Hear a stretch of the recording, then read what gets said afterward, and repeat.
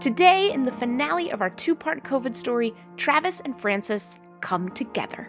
I think that was, again, another bungled communication moment. You might disagree, but I please feel free to. Yeah, I actually don't agree. And then we take a step back to think about what this extraordinary conversation means for the rest of us. It really is exemplified to some degree by Francis Collins, the highly educated expert. And then you have the regular smart person in the form of Travis, who is democracy is great because of people like Travis. All that and more is just ahead on this week's episode.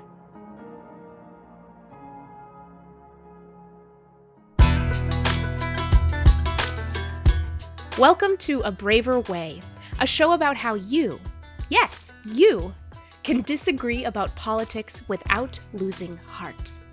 I'm Mónica Guzmán, your guide across the divide, to help you hear and be heard by people who confound you. We don't want to be at war in our country. We want to be at home. So strap in, because it's time we learn how to turn up the heat, turn down the fear, and get real about things that matter with more of our fellow Americans than we thought possible.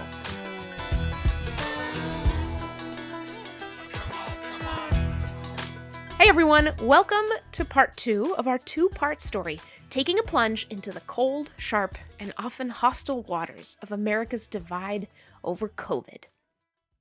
If you've just listened to part 1, you know what's coming. We heard someone who shaped U.S. policy around COVID and someone who opposed those policies tell us what the pandemic was like for them and what led them to have jarringly different perspectives and, frankly, emotions around how our government responded to the biggest public health crisis any of us have ever seen. Now, we're going to hear the two of them come together, one-on-one, to hash it out. So if you're here and you didn't already listen to part 1 of this series, I'm going to put on my mom hat for a minute, bear with me, and tell you to walk out of this episode right now, young whoever you are, march over to episode 8 of A Braver Way, and come back when you've got the context you need to be the best listener you can of the fearless honesty these two people have bravely chosen to share with us. There will be some heat in what's coming, but if you've been with us for the journey of this podcast, you know we're not interested in heat without light. And my hope is that as you listen, not only to this exchange, but to your own reactions to it, you'll find that. Whether it illuminates for you some complexity in our disagreements around COVID, the frustrations and concerns people have about everything that's happened, or your take on the driving question of this whole exercise. How on earth do you bridge a political divide when you're starting so far apart?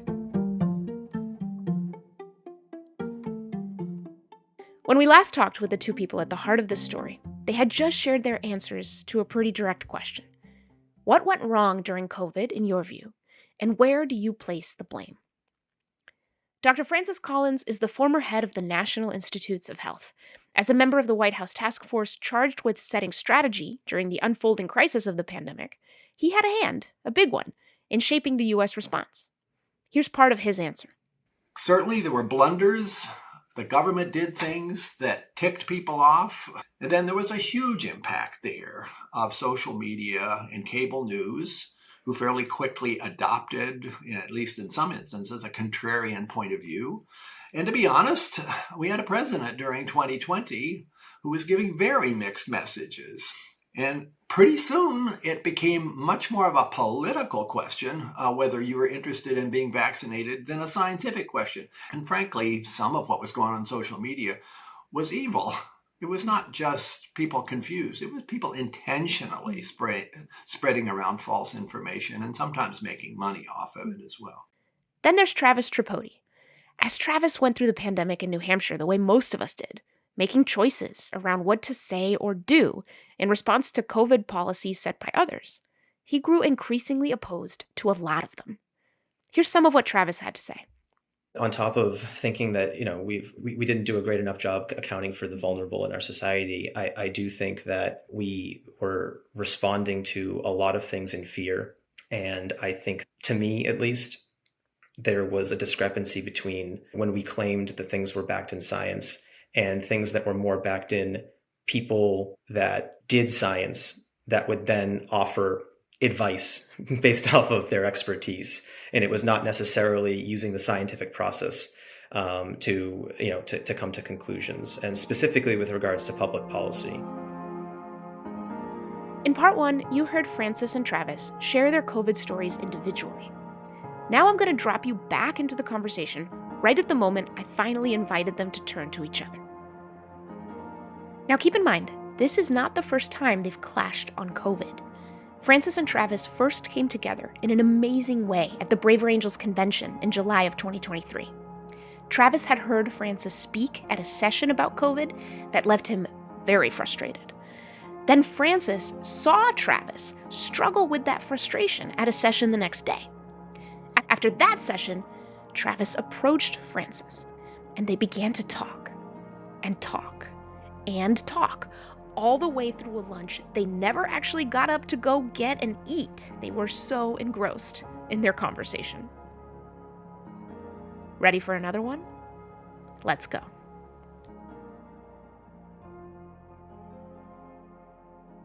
I sort of invite you to have the disagreement and let it really come out all the way. I mean, we are braver angels, we look for common ground, but honestly, that's not the goal of the next several minutes. In the next several minutes, I invite you to really say what you disagree with and where you really clash.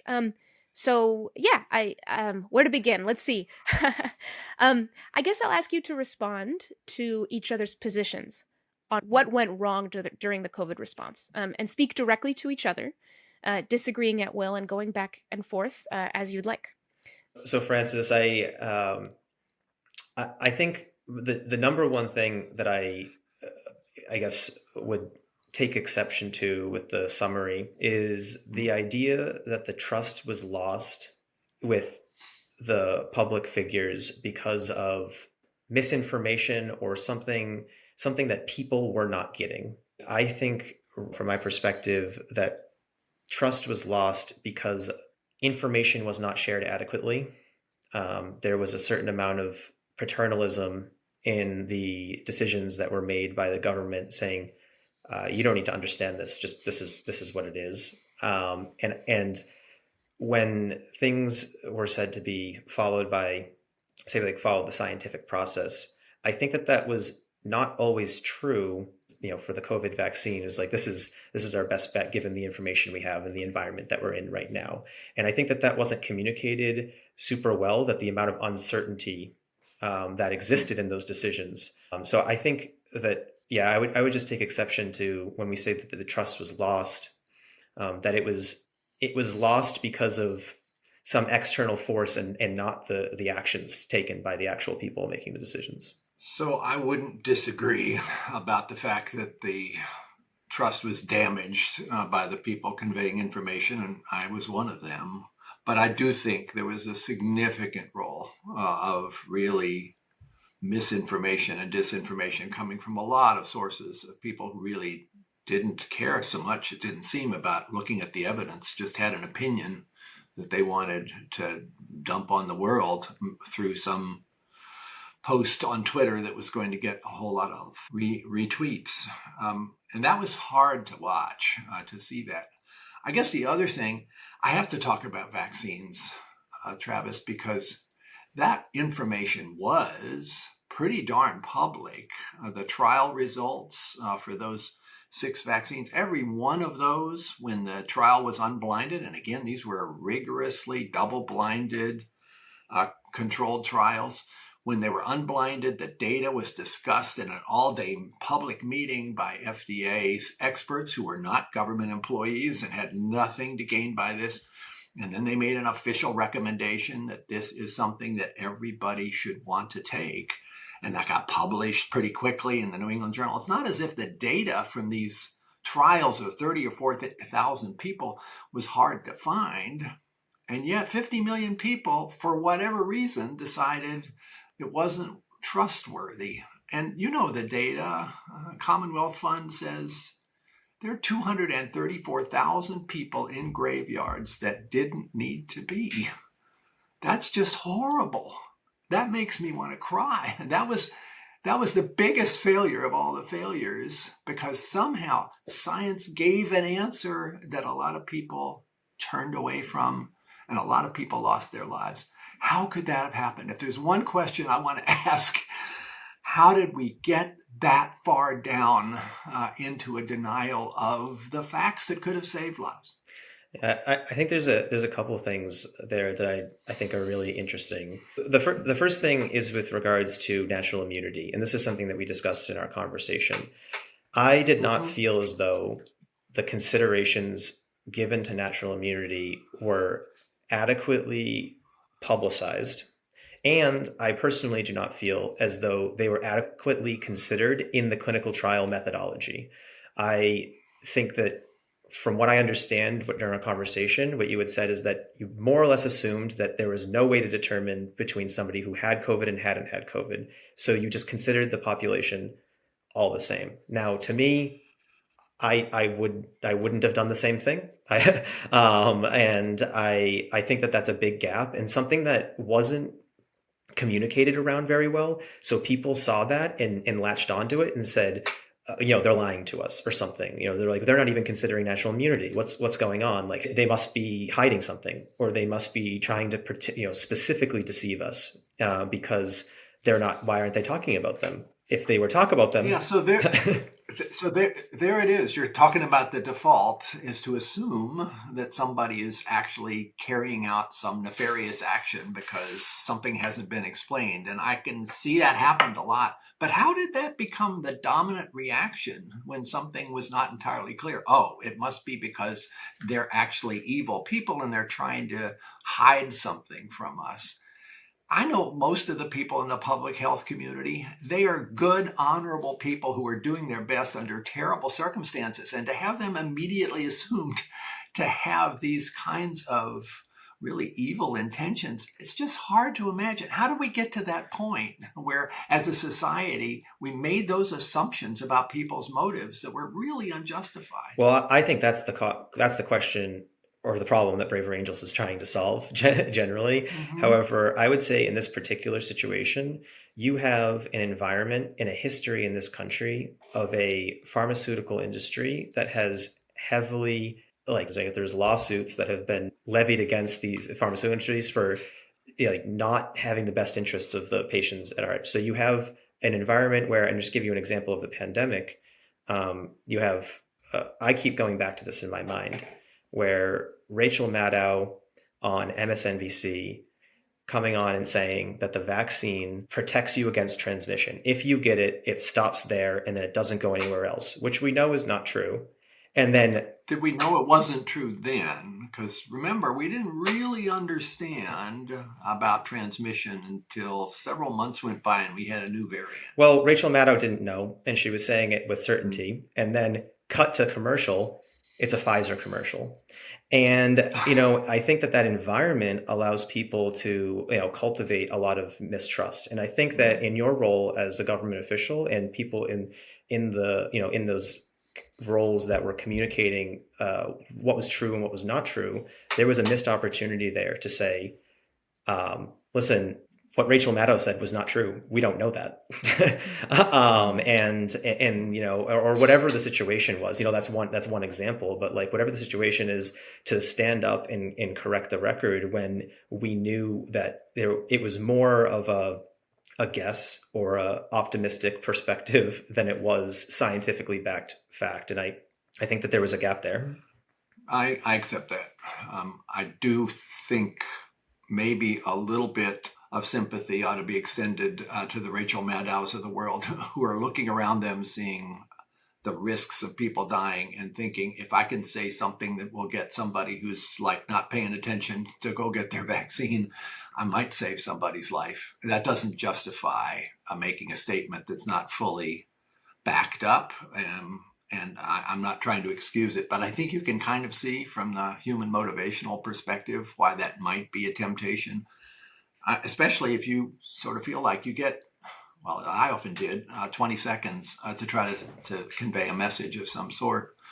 And when you start putting caveats, pretty soon you've used up the whole time. Can we talk, though, again about this whole natural immunity? That I think we did boggle that a bit. That there was not enough discussion about that from government sources. The problem was twofold. One was it was not that easy to tell if somebody had actually had COVID or if they thought they had. And so there was no ready way to define that.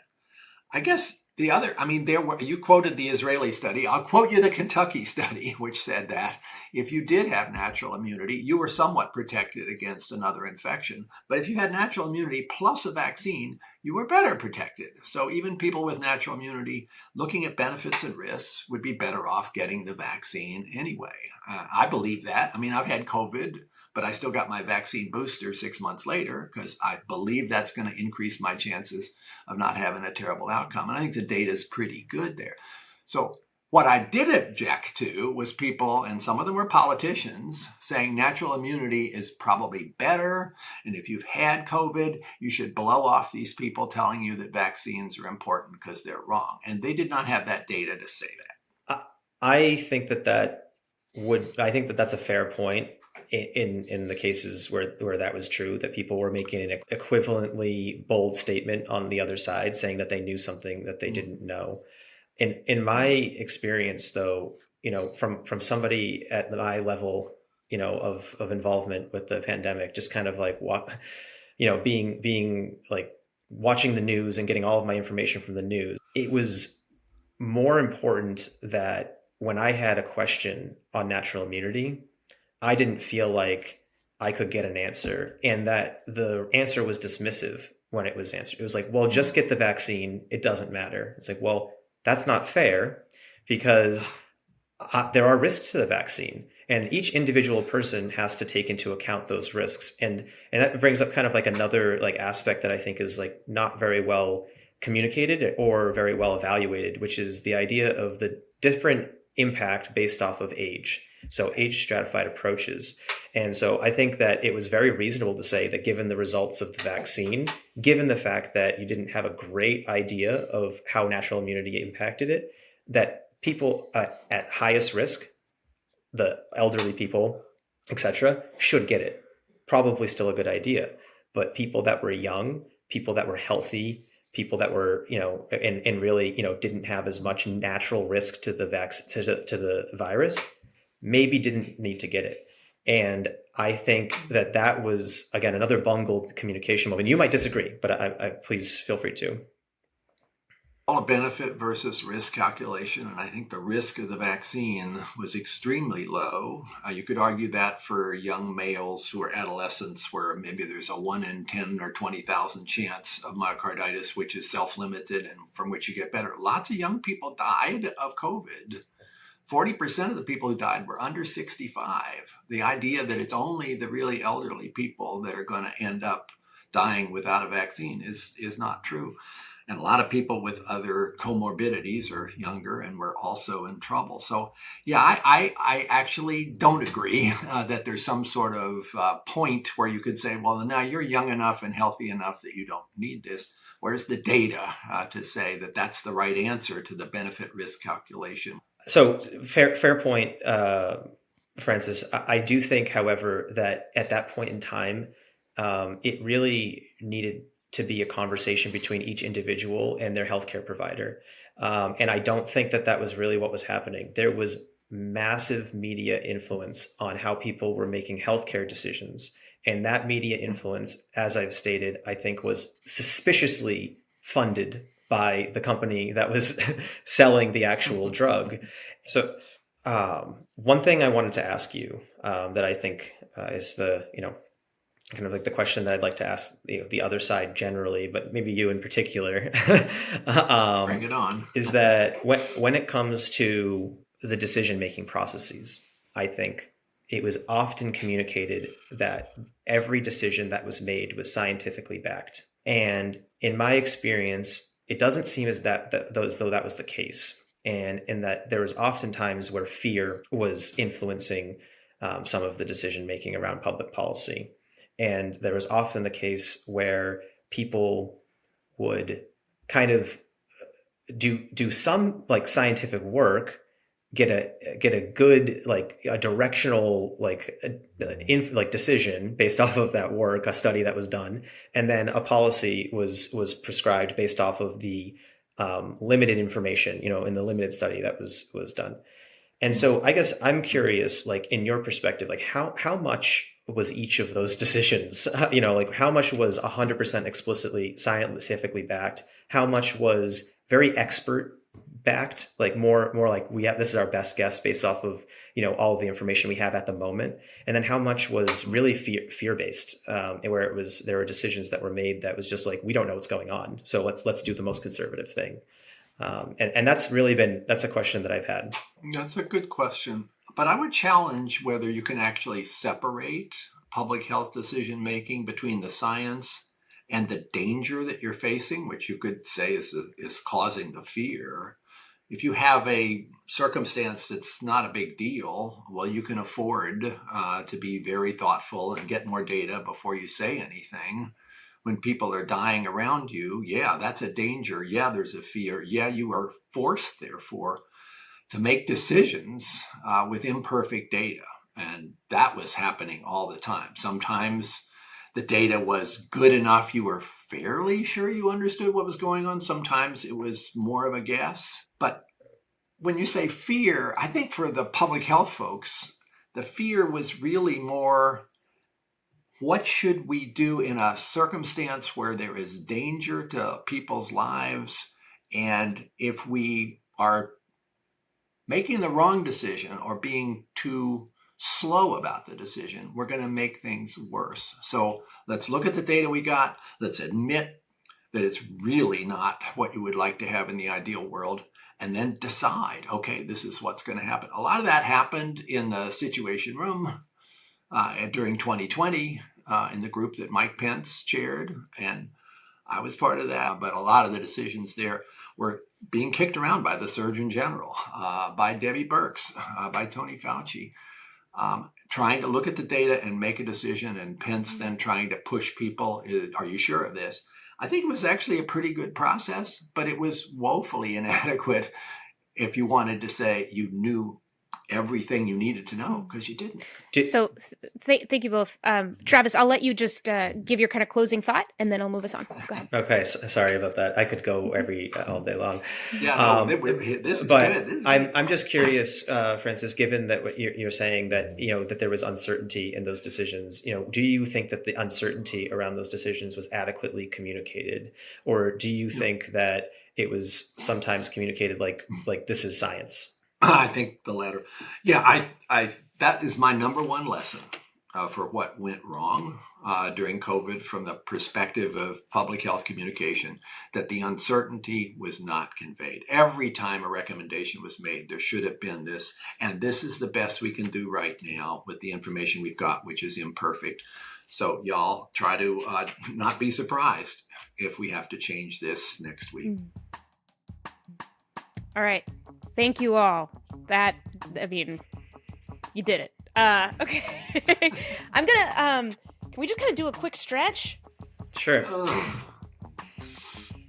All right. Well, yes, thank you. Thank you for speaking directly to each other on this. And so now for this last piece of our conversation, I really want us to try to, as candidly and fully as possible, offer our listeners responses to the main question of this episode, which is, how do you build a bridge when the two sides are so far apart? So I want to start just really open with where your minds and hearts go with that question. So Francis, I'll start with you. How do you build a bridge when the two sides are so far apart? Well, I think Travis deciding to hang around so that he could say hello and shake my hand after this very difficult morning that we had. That's how you start to build the bridge. And my deciding, okay, let's just not make this a perfunctory handshake. Let's really get into it.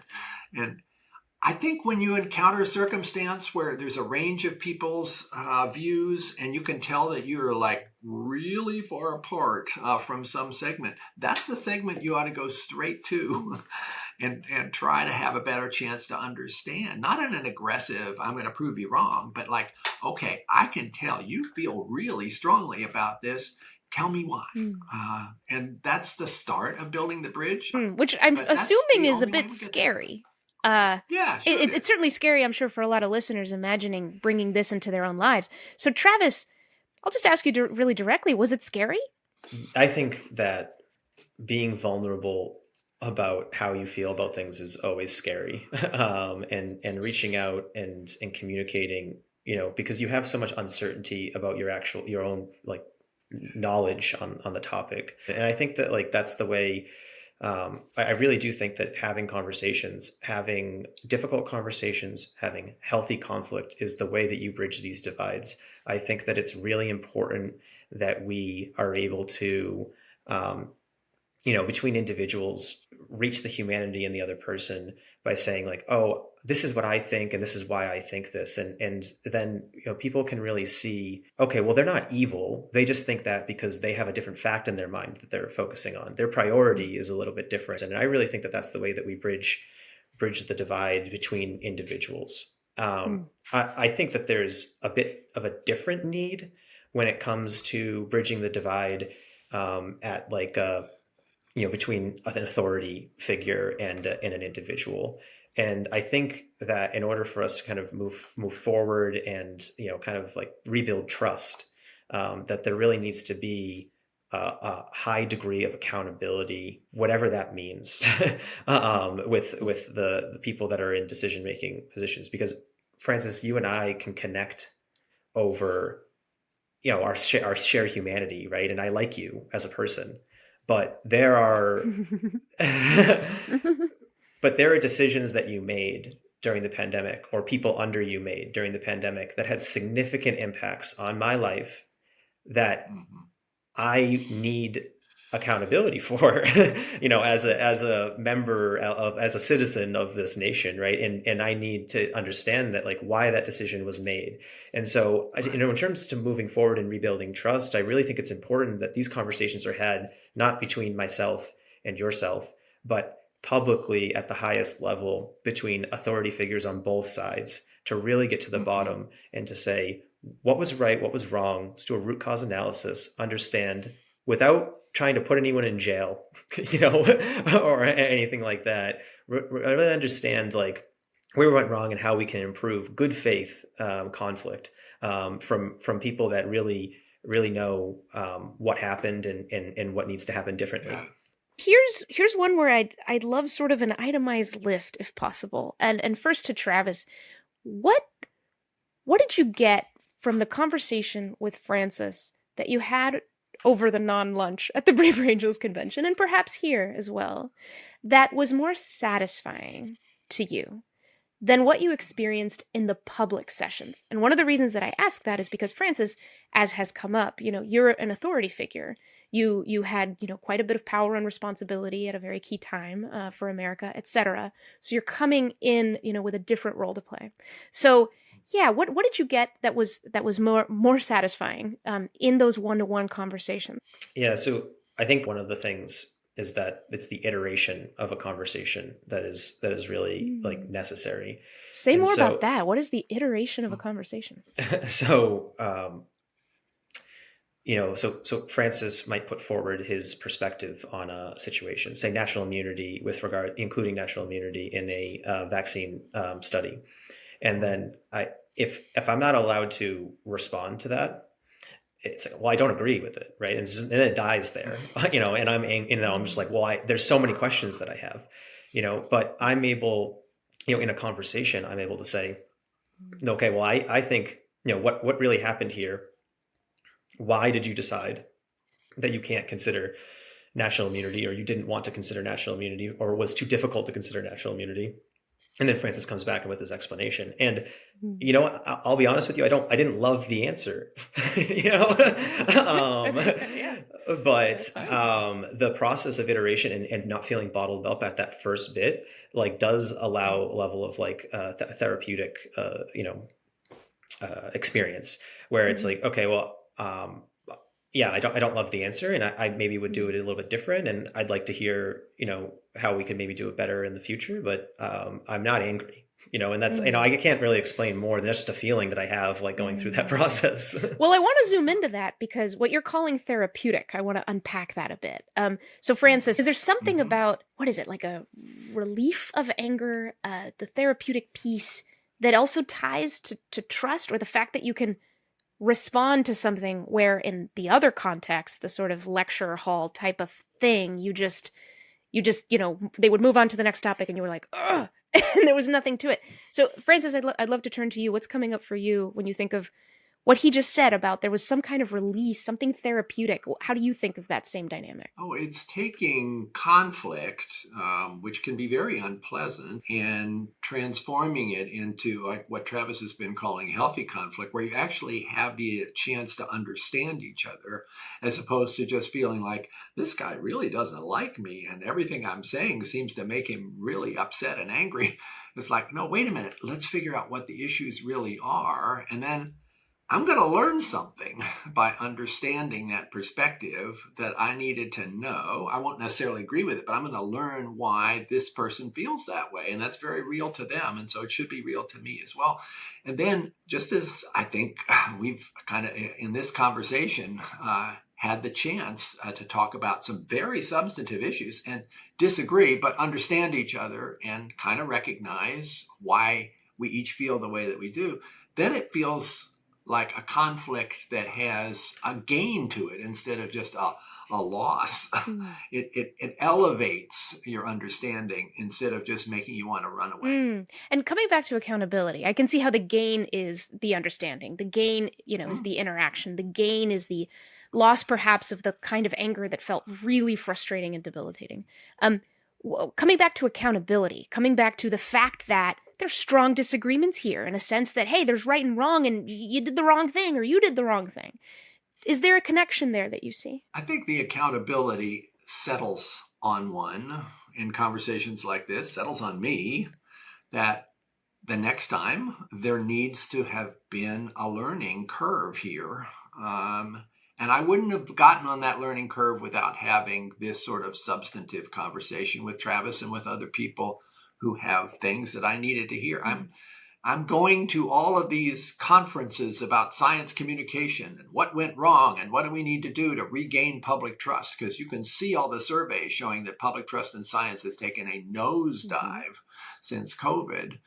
And I think I've got some answers for people who haven't really thought about it, about some of the things we need to do better the next time.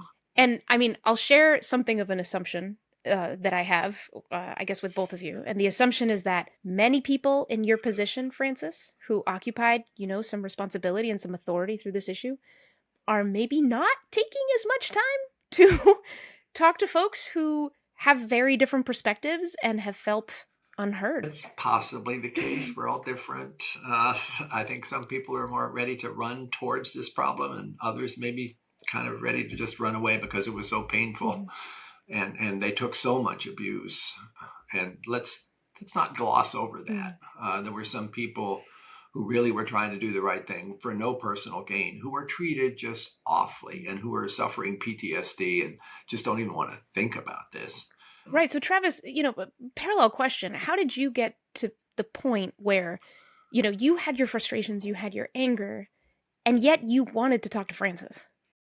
Part of the thing that I've learned through my work with Bravery Angels is that when you don't have answers to things, when you don't understand somebody, you're able to fill in the gap with like ascribing like an ill intent or like a bad motive. You kind of assume the worst. And I do think that that's human nature. And I think that the resolution to that, I don't think that it's this like crazy thing that came about only about COVID. This is just, this is just human nature, that when people don't understand things, they really, they're like, oh, they kind of start to become conspiratorial, so I think that what I've learned is that like the way to resolve that, the way for myself internally to not feel that way, and to not feel that hatred, is to really, really get to the bottom and explore it. Even if it means that you might be wrong, even if it means that you maybe have to come to terms with the fact that you have not been the most generous person, throughout the experience. And so I've learned that that's just, it's the like necessary antidote to that negativity. Yeah. One of the things that I've learned the most from in Braver Angels is the experience of both having people explain their position, very straightforward. You're not trying to sugarcoat it. This is how I feel. Mm-hmm. But then somewhere along the way, people also start to say, well, here's something that I probably did that made things worse. If you're building a bridge, to have the opportunity to have that vulnerability be part of it, where people aren't just staking out a position and saying, this is where I am and just take it or leave it. They're saying, yeah, and I see you over there. And I think maybe some things that I have done have widened the gulf between us. And maybe I need to admit those. That's helped me a lot, sort of recognizing my own imperfections and mistakes along the way, and being comfortable more than I maybe was at the beginning of my Braver Angels experience, just admitting that part. And the more we can do that, the better chances we have. No, I really like that you brought that up, because a lot of folks, are ready to come into these conversations, with everything except maybe how they might have contributed to a difficult dynamic in the past with this person or on this topic, or where they might be a little bit rigid, where a little flexibility might be good. My hope is that listeners, in hearing back some of the ways that you disagreed a little bit in this episode, I mean, we don't have time to kind of go through some of the things that I observed you all doing. You would say that's a good point. You would say that's fair. You'd say I that's not wrong. I can agree with that. But here's where I still think that's wrong. And then for Travis, for you to come in and say, hey, I had come in dehumanizing this guy.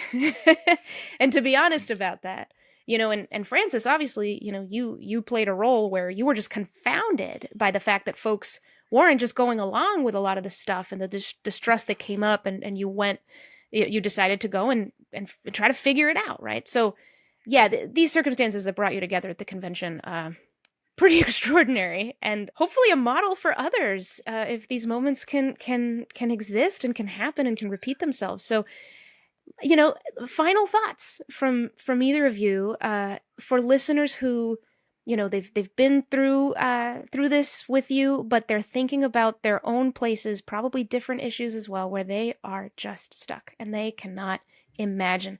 Where can a certain amount of hope come from for them? Well, I think there can be a lot of hope. But before we close this down, I do want to say, Travis, you broke my heart about Robbie, your cousin. And I'm so sorry to hear such a terribly sad outcome with all of the complexities that I know are involved in this circumstance, but that COVID apparently played a significant role in making a bad situation so much worse. I'm just so sorry for your family and for you. Thank you. I guess maybe people listening, I don't know that how we're going to really get past this current societal situation with so much distrust and divisiveness, except sort of one person at a time. And that's what Braver Angels is trying to do. But I want to scale it to the whole world.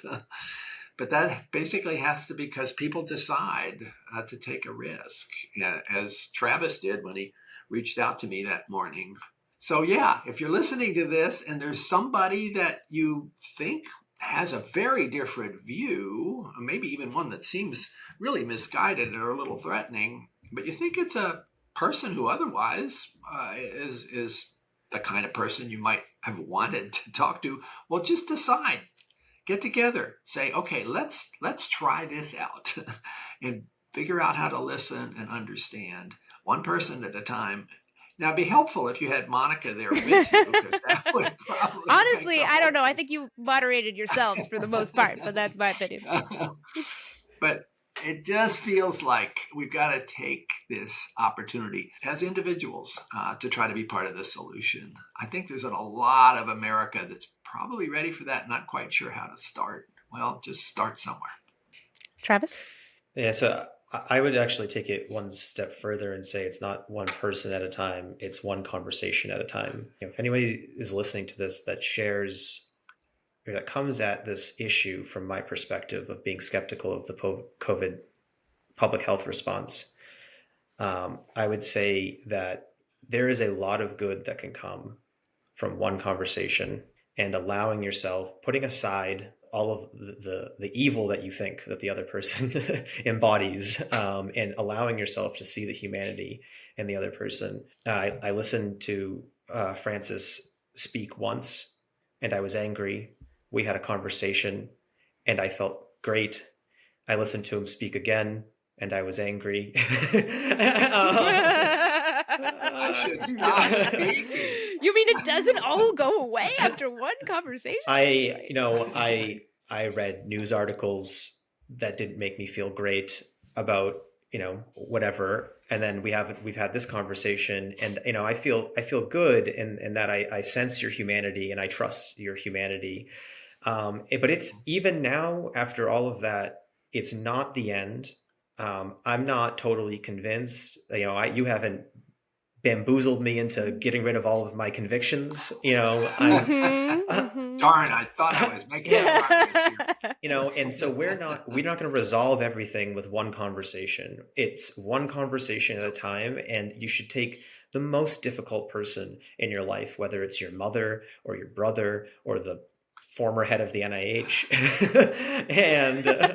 and have those conversations and remind yourself of the humanity of the other person, and kind of like allow yourself, even if somewhere deep inside you still think maybe there's some bad motives, put that aside and engage in the conversation, and you don't have to get rid of it, but just there's a lot of good that can come from going through that process. And I want to thank everybody involved for allowing us to have this conversation again, and specifically you, Francis, for inviting me to lunch, or the lunch that wasn't. It's been great to get to know you through this process. And same to you. I've learned a lot from you, Travis. Wow. Well, yes. Thank you for ending on that note. It's one conversation at a time. You are not going to solve it all. You're probably going to walk away still disagreeing, but something will have changed. There is a gain, some kind of progress. So one step at a time. Thank you both so much for joining us for this and taking the risk, which also seems to be a key ingredient. So thank you both.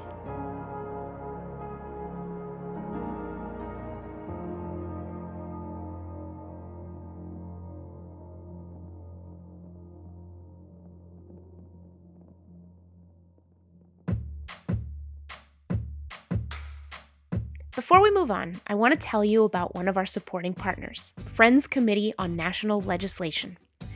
The Friends Committee on National Legislation is a nationwide, nonpartisan Quaker organization that's lobbied Congress and the administration to advance peace, justice, opportunity, and environmental stewardship for 80 years. Even in times of deep division, FCNL believes that people across the country want to see a government that works for the people, and that this vision is attainable. By partnering with organizations like Braver Angels that are working to strengthen democracy and foster dialogue, they believe they can expand collaborative policymaking, build connections, and identify policy solutions that resonate across ideological differences. Visit fcnl.org to learn more. Thank you to the Friends Committee on National Legislation for being a supporting partner of A Braver Way and a member of Braver Network. To learn more about Braver Network and how your organization can join the movement for civic renewal, go to braverangels.org/abraverway.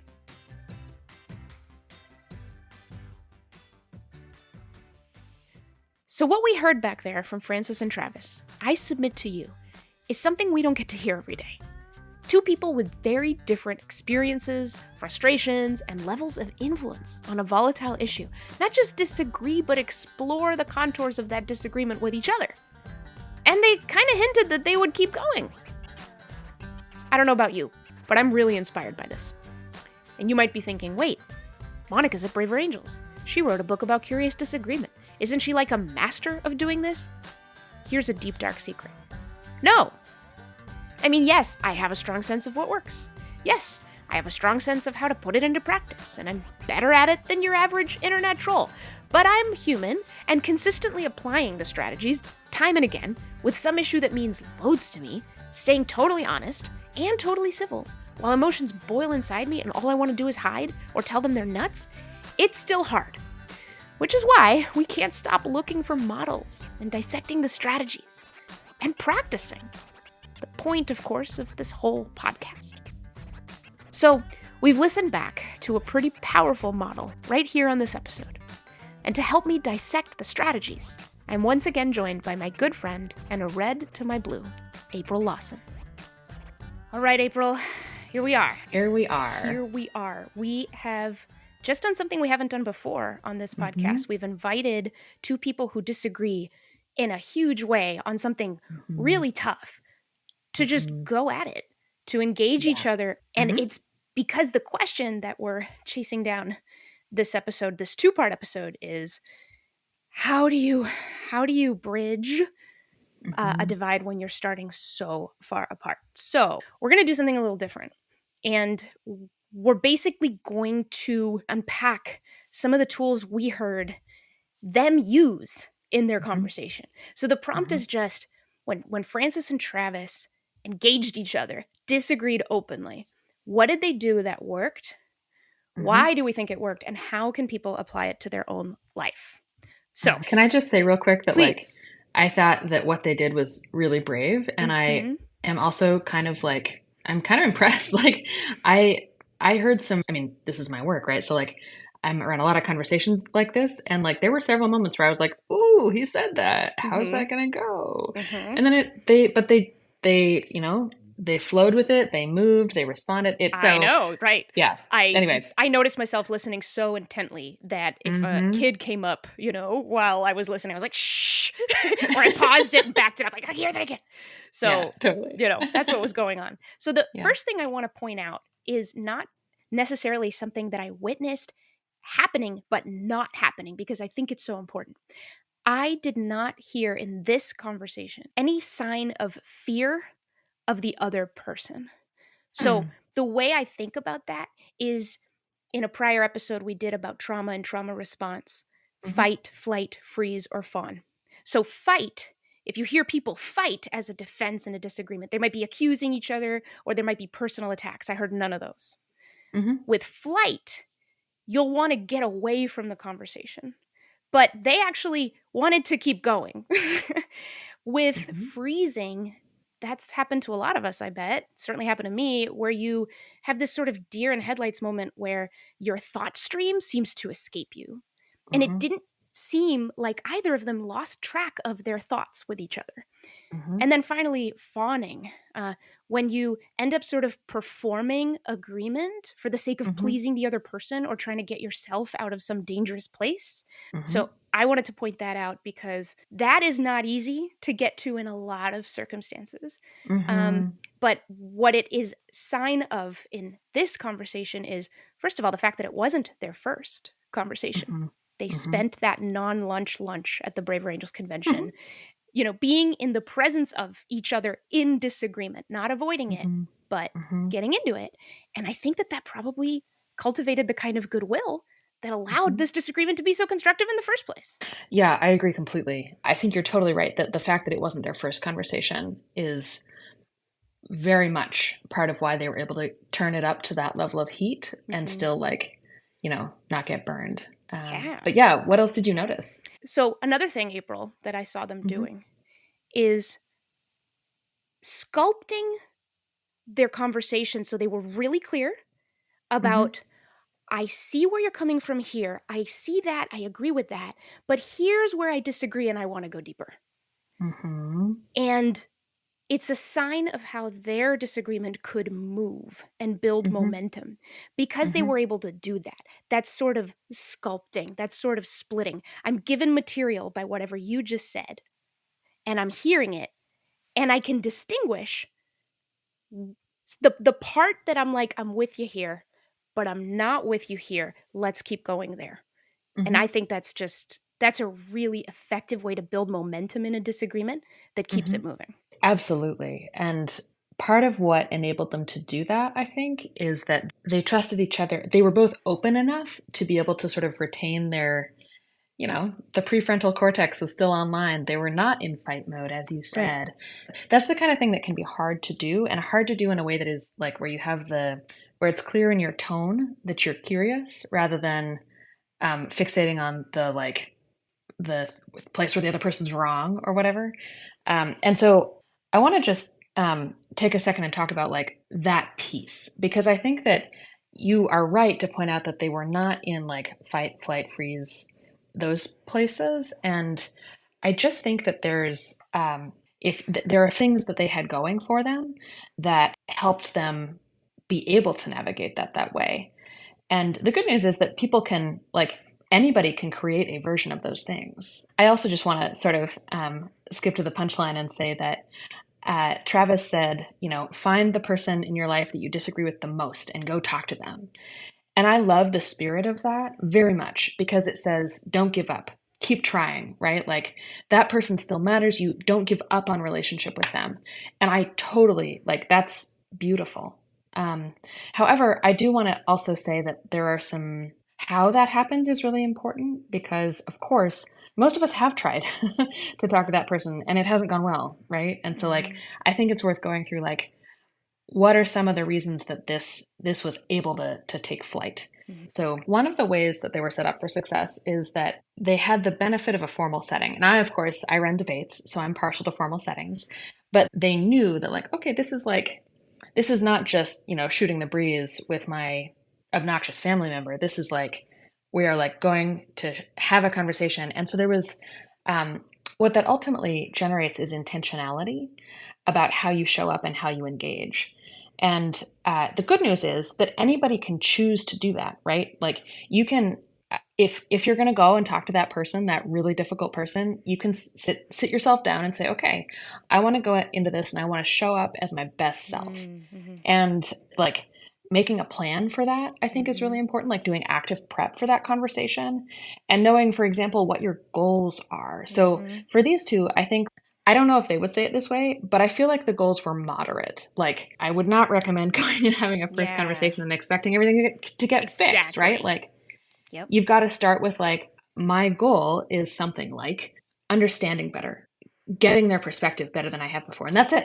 That's all I'm going to try to do in that hour-long conversation. Then I'm going to walk away and think about it, and then make a plan of approach for the second conversation. But just, I think it's really important they had the benefit of, like, the prompting of the structure to show up as their best selves and to plan. But anybody can do that, Yeah, that's right. Anybody it's carving can do out the space, inviting someone, I'm going to meet for coffee. I'm going to make some space for it. It's not just in the middle of something. It's not too spontaneous. I didn't just jump into this on Facebook. I built space for it, which allows me to come with some goals and being present enough to actually execute on them. So absolutely right. I thought I was really listening for the kinds of things that make the flow of the conversation easy when the tension is high. And there were definitely points I heard them react to each other there was one point where Frances sort of scoffed at Travis bringing up an example around Rachel Maddow and a Pfizer commercial after something that she had said. And you hear him go, oh, but he keeps listening, right? And so there's humility that they both exercised in three very specific ways that I want to call out. One is acknowledgement of each other's good points. So I heard them both say, that's a fair point. That's a good question. That's fair. When you're not feeling humble and flexible, you don't want to give an inch, including acknowledging that you at least understand what they just said. But when you do that, it's like, it's just a little bit of that glue. The second way they demonstrated and practiced humility was conceding points, which is kind of, that's advanced, right? Frances saying, I accept that. When Travis, leveled the criticism that scientists didn't go out of their way to correct the record when the media was saying with a lot of certainty things that were not certain. And then I heard Travis say, I think that's true. People were making statements about things they didn't know. When Frances said, I see your point on natural immunity, but these folks who were saying that because of natural immunity, you should blow off vaccines were also being uncertain. And Frances conceded that, or Travis conceded that. And then the third way that I saw humility come in was really practiced in their, each thing that they said almost was both in tone and word, truly inviting disagreement. The most direct way they did it was Travis at one point saying, he's talking about the variability of age, and he thinks that wasn't considered enough. And he said, you may disagree. Please feel free to. And Frances said, I do disagree. and then went into his point. By that point, that was one of the points that told me, as the observer of this disagreement, oh yeah, they're rip-roaring, you know? Like they're really, no wonder this ended up being such a positive experience for them that they wanted to keep going. They're actually inviting the friction and anticipating it. What? Yes. So. Yes. Absolutely. Yeah, that was amazing. And it just feels good to listen to, you know, because it's exactly what we want, which is hearing both the real passion and like genuine, rigorous engagement. Like I loved that they wanted to keep going. And frankly, I forgot that they were going to have to stop because I could have listened to that for a long time. I didn't want to stop it. And for what it's worth, just behind the scene to our listeners, like me and the producer, David, were in the back going, oh, can we let them go on a little longer? Like, yeah, let's do another 10 minutes. You know, I feel like too, that part of what can help people actually achieve that level of humility, right, where they are able to concede, is there's this little sort of cycle where you can build trust. And it starts with just like presuming good faith to begin with, right? Like walk in saying, even if you have not felt this way in the past, saying, I think there's something here. I think this person is trying to say the right thing. Even if I don't know what it is, there's something that I'm missing, but there's something they're trying, right? Yeah. They are in it with their best self. This is a hard thing to do inside yourself, right? Like it is hard for a person, oh my goodness, especially on an issue like this, to sit there and like hear thing after thing after thing, especially, and this gets harder. This is part of why when Francis was like, Travis was like, go find the hardest person. I was like, okay, but let's think about that. Because like, this is especially hard the closer the person is to you, because the more they're like your friend, your family, internally it gets harder to just like sit and hold the fact that that person is saying something that you find very problematic in whatever way, right? And so presuming good faith helps with that. And then another thing that I think helps with it is taking ownership, right? So when you walk into that conversation, say, I'm going to sort of lead here. Like I'm going to be looking for ways to be humble, looking for places to make concessions. I'm not going to like require the other person to know all the skills that I've been working on learning, right? Because I don't know if they've been working on learning them. Often they haven't. And so just sort of walking in with the like understanding that you may not feel like it's reciprocal and that it's still worth doing. And then what I think that makes possible is open listening, right? And that's where you can get to the sort of thing you mentioned earlier, where you can identify, I agree with this, but not that. Yeah. Because your mind has to be your body has to be sufficiently calm, and you have to be sufficiently like open to be able to take that in and actually like analyze it in the moment. That's right. There's a kind of freedom, right, and liberation. But if any part of you feels implicated, accused, defensive, then your brain has to give resources to that, which keeps it from being expansive and listening openly. Open listening. I like that. I think that's it. Yeah.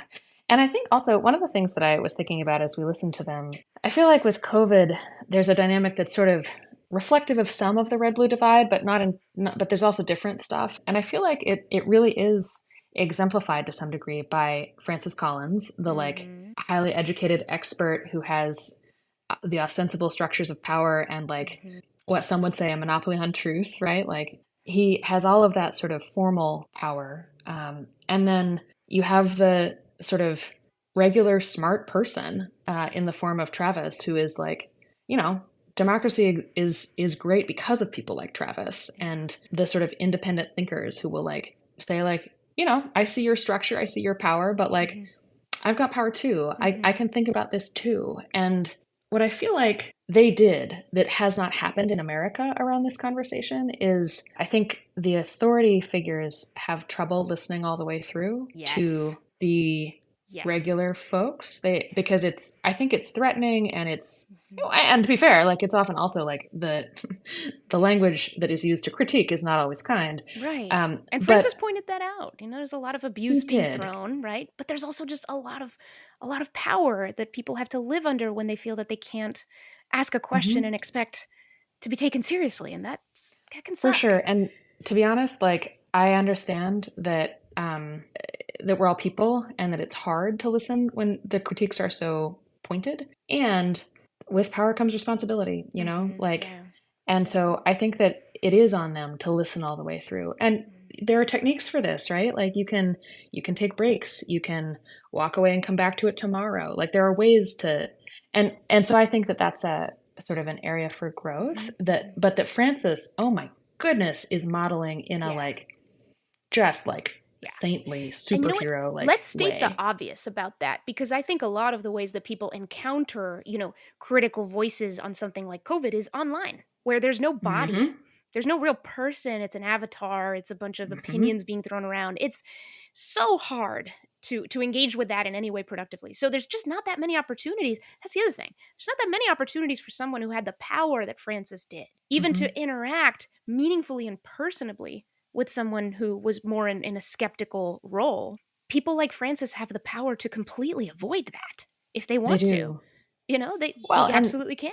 Frankly, who can blame them on some level? Like the stuff that gets thrown at people online is hideous. Yeah. And if you're also trying to save the world by inventing a vaccine, right? You've working got things 100 to do. hours a week. Yeah.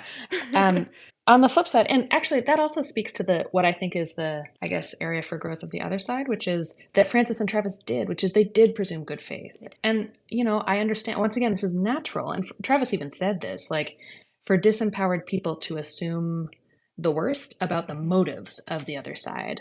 And so in the public discourse, I feel like I have friends who are very strong anti-vaccine activists. And like the place that I would challenge them is like, can you presume good faith? Can you presume that the motives here, yeah, sure, maybe the system is rigged, maybe there's money influencing things, okay, but like that for the people, that their motives are strong. Because when I listened, I felt like the hurt that Frances named was around that. And Frances and Travis, and again, Travis is like incredibly admirable for his like willingness to like show up that way and say like, I think this guy does mean well, and therefore I'm going to talk to him. Like, so they modeled the things that are missing, I think, in the broader COVID conversation. And I thank you because we've had a couple conversations about the proud American tradition of the independent researcher. And I'd never thought of it that way before, that there's something kind of cool about people having the freedom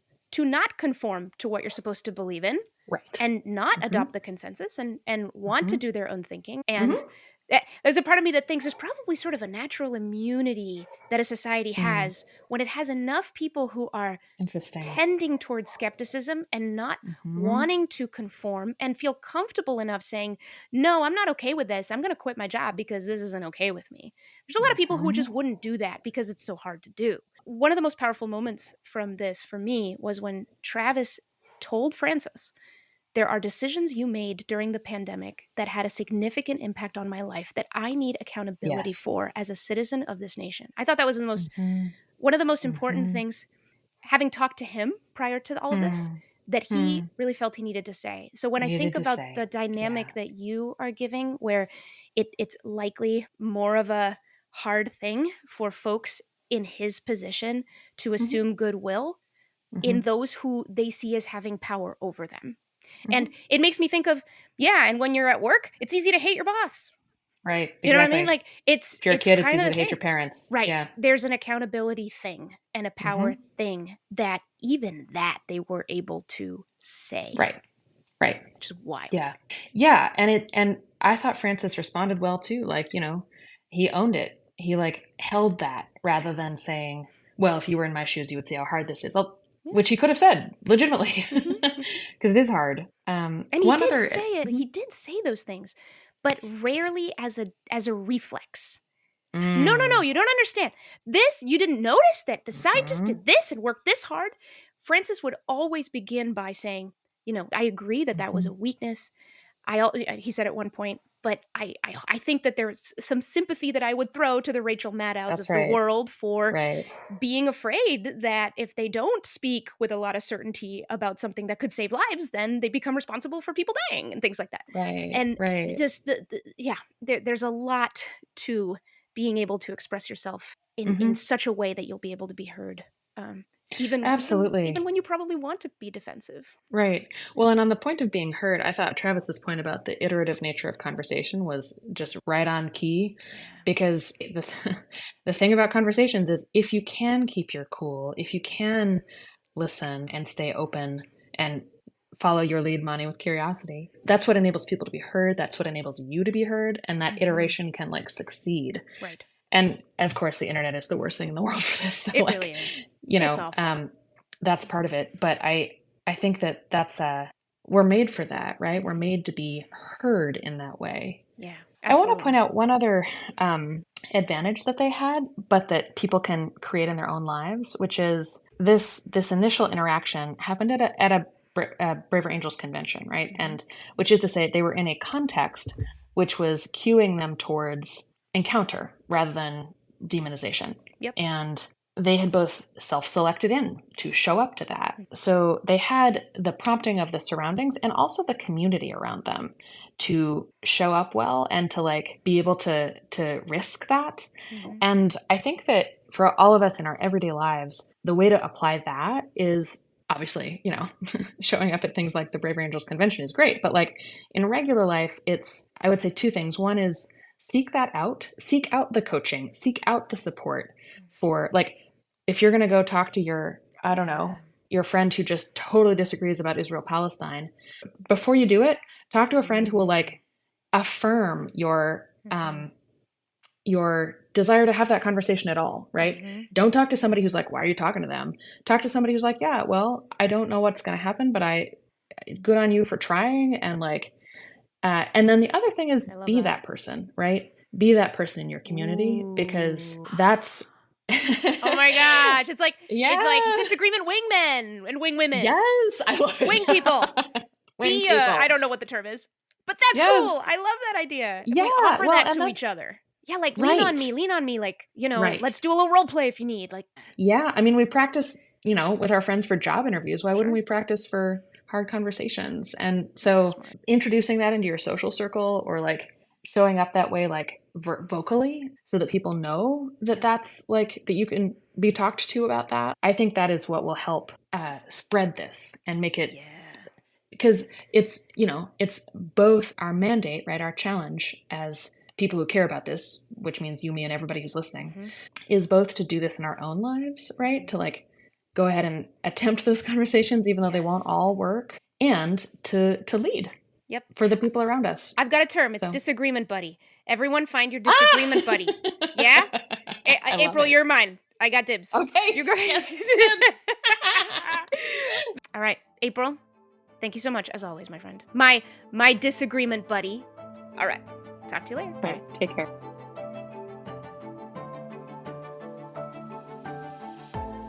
One of the ways we can brave divides when we're starting so far apart is not to expect too much too fast.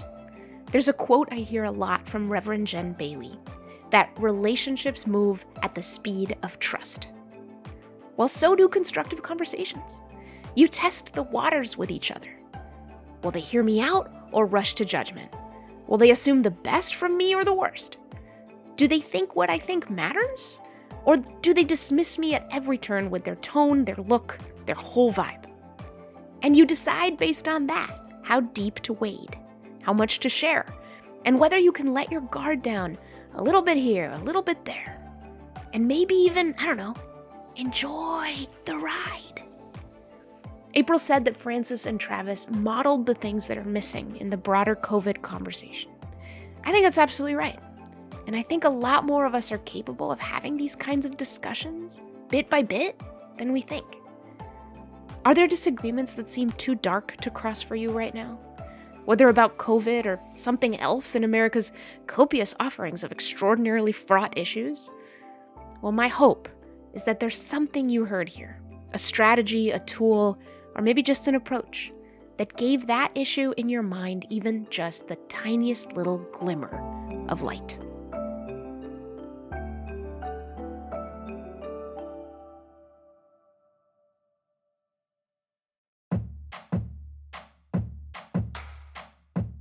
Now I want to tell you about Braver Angels National Debates. I am personally such a huge fan of these, talk about good models to follow, and not just because they were designed by our regular contributor and my friend, April Lawson. I love them because they tackle the biggest, most controversial topics head on. In fact, in part 1 of this story, You heard April describe some of the intense discussions her team had around how to design the debates about COVID that were held during the COVID lockdown. So I know what you might be thinking. Aren't these just screaming matches then? I promise they are something entirely different, and probably unlike anything you've experienced before.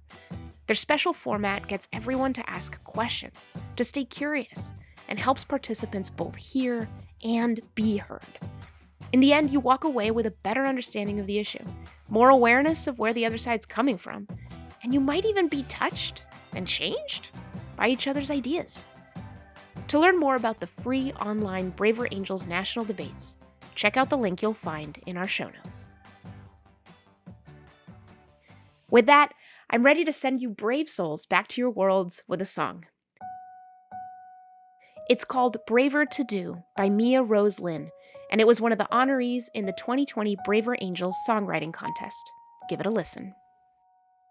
There's a line drawn in this dirt, been here for quite some time. Centuries of wind have yet to soften the divide. Sticks are dragged with pain and fear. That line looks deeper every year. And you and I live on different sides. It's hard to hold my hope, scrolling on a screen. When points are made with words of hate, what justifies the means? One click and we delete our friends, or simply choose to silence them. It's easier than trying to agree. Thank you for joining us on this 9th episode of A Braver Way.